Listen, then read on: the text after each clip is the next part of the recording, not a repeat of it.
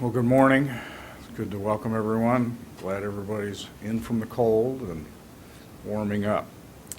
We have a couple of guests this morning, and would like to begin with Josh Unterbrink from Activate Allen County, and with information for the community about an active transportation plan and their input. Yeah, Activate Allen County is seeking input on our Allen County's first active transportation plan. The plan will be the first in Allen County to take into the account the need to encourage increased physical activity for citizens when developing long-term transportation plans by making walking, bicycling, and transit the easy, safe, attractive, and convenient choice for people in our county.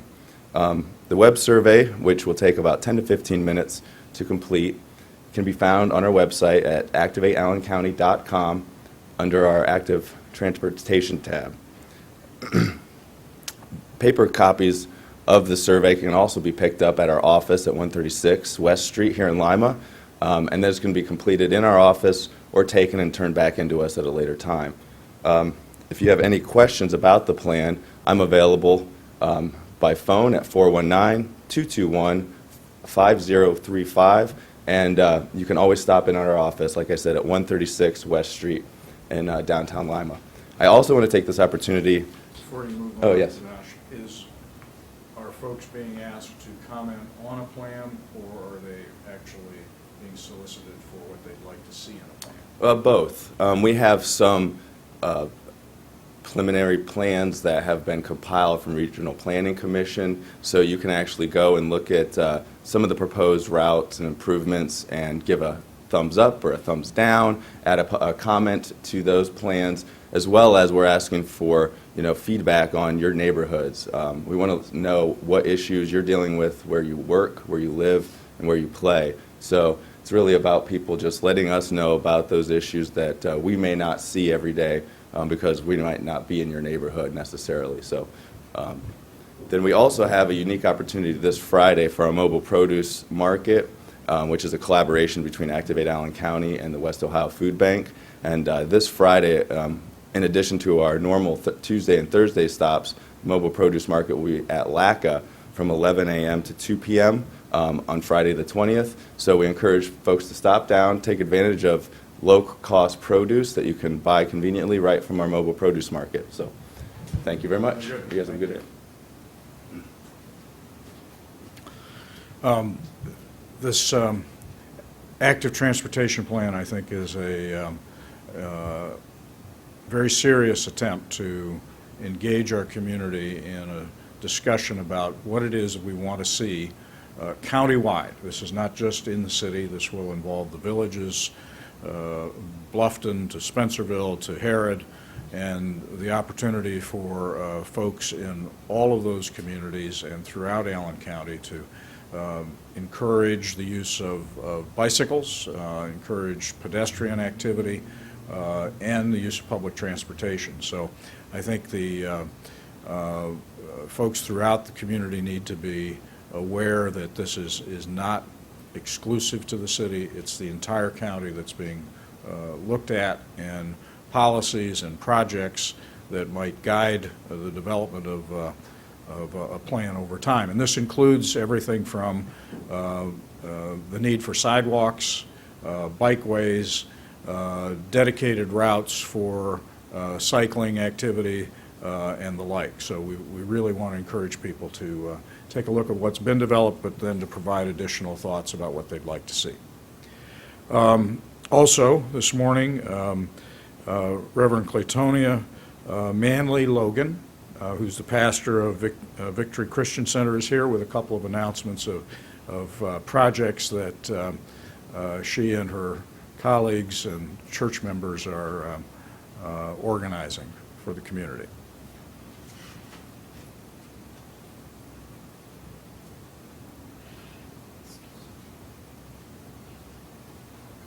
Good morning.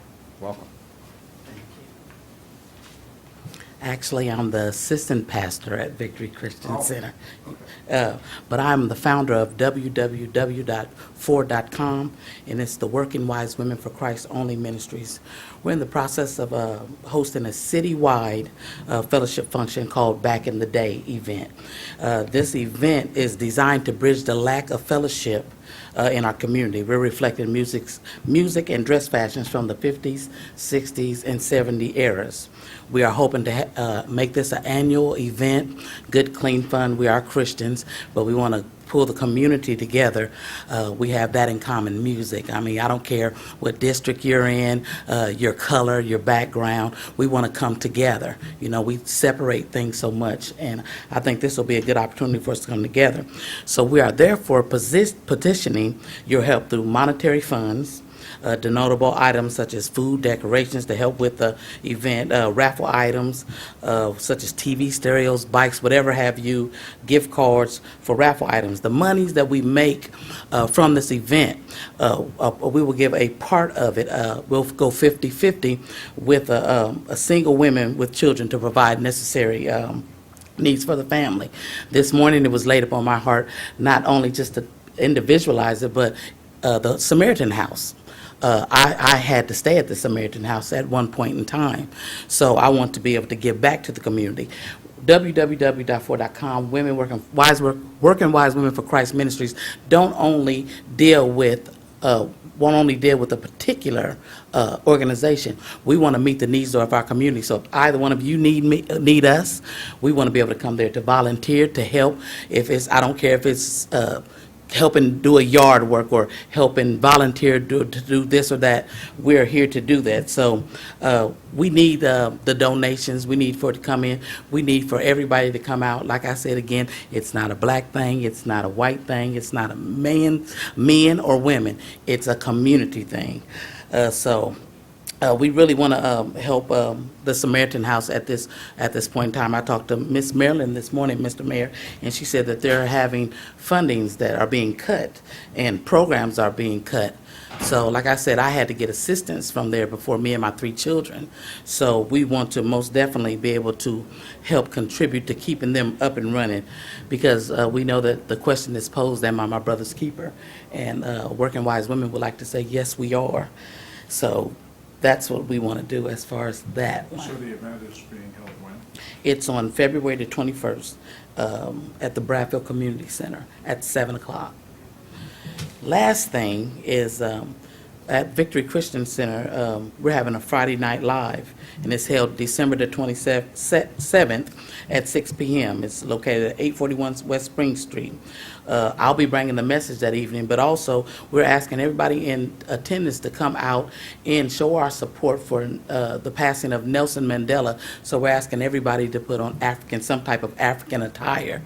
And we want to be able to give that money to the same group also, anything that we make from that service.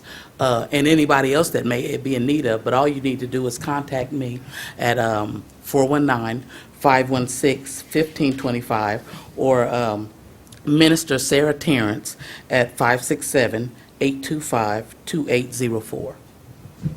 Thank you so much, Mr. Mayor. Very good.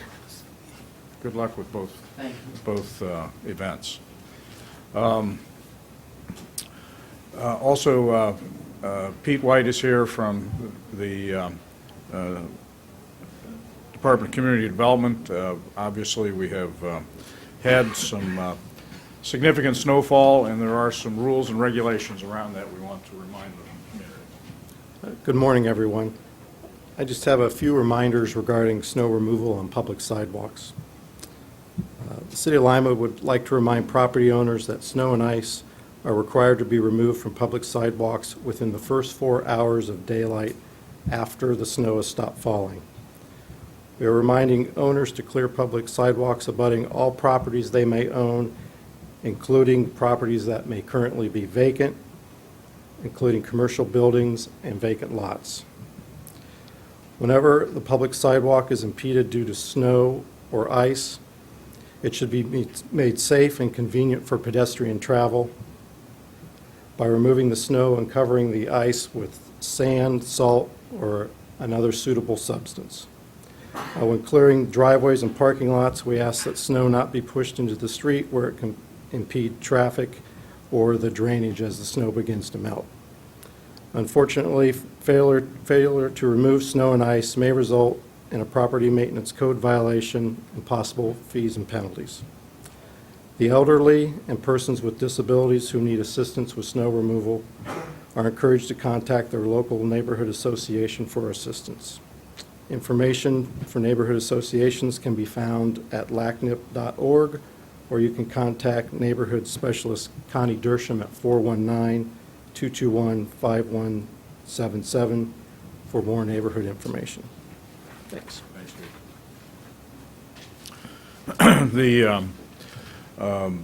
This is, again, it kind of ties well with the announcement of Activate Allen County and the focus on active living. The whole idea of having sidewalks is to encourage people to walk, obviously, and making sure that in this time of year when the snow has fallen, property owners do have a special responsibility to make certain that their sidewalks are clear. That includes the downtown as well as residential areas. So we want to encourage people to pay attention to that and take care of their neighbors by doing that. Lastly, we have Mike Caprella here from the Utilities Department with some winter precautions.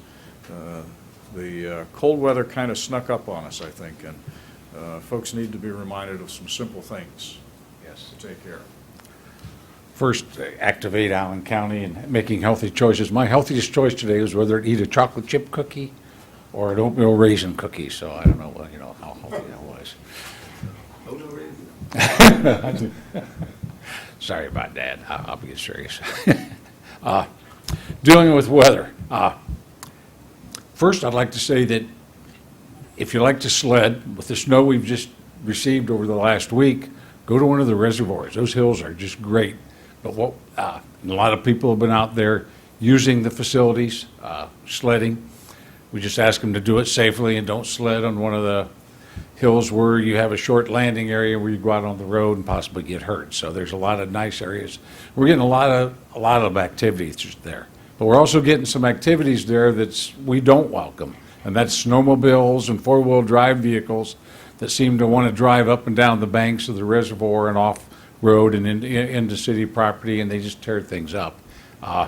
We're working with our park rangers and the sheriff's department, and if somebody's caught, it's against the law to be driving those vehicles off-road on our property, and they will be caught and prosecuted if caught.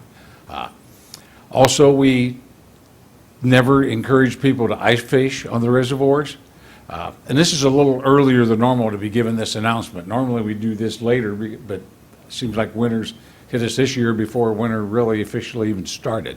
So, but ice fishing, we don't test the ice on the reservoirs. It may look safe, but you never know how thick it is from one spot to the next because we're always putting water in or taking water out of these reservoirs.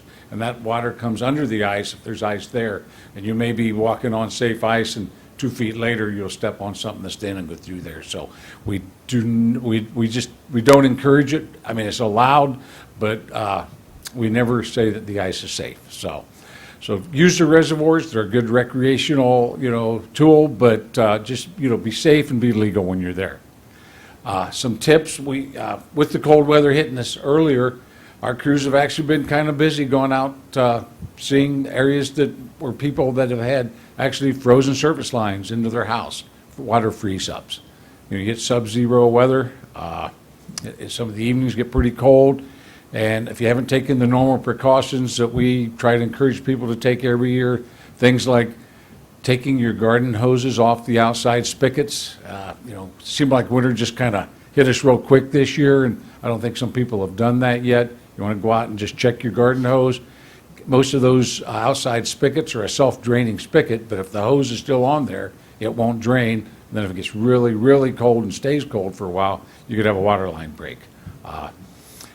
We also encourage people, if you have a main shutoff valve in your house, which most homes do, is to find that valve, maybe put a tag on it, and then tell everybody in the house where that's at. Because if you do get a broken line and you have a main shutoff valve, and you can get to that, you can really minimize the damage you may have with a water break. So, find that valve, show everybody in the household where it's at, and maybe put some kind of a tag on saying, main water shut off, so people see that. So, and, make sure your basement windows aren't cracked a little bit, because a little bit of cold air getting in where your pipes are at will freeze them up, and we're seeing that already. So, just be smart, look at things a little earlier this year, because it has got colder, and be safe. Thank you. Thank you, Mike. Is it true that if we catch people on the banks in a snowmobile or a four-wheel drive, that the utilities department has a special waterboarding treatment for those drivers? Sometimes I wish we did. Well, I think that's all of the announcements we have for today, so we will break down for interviews. Thank you.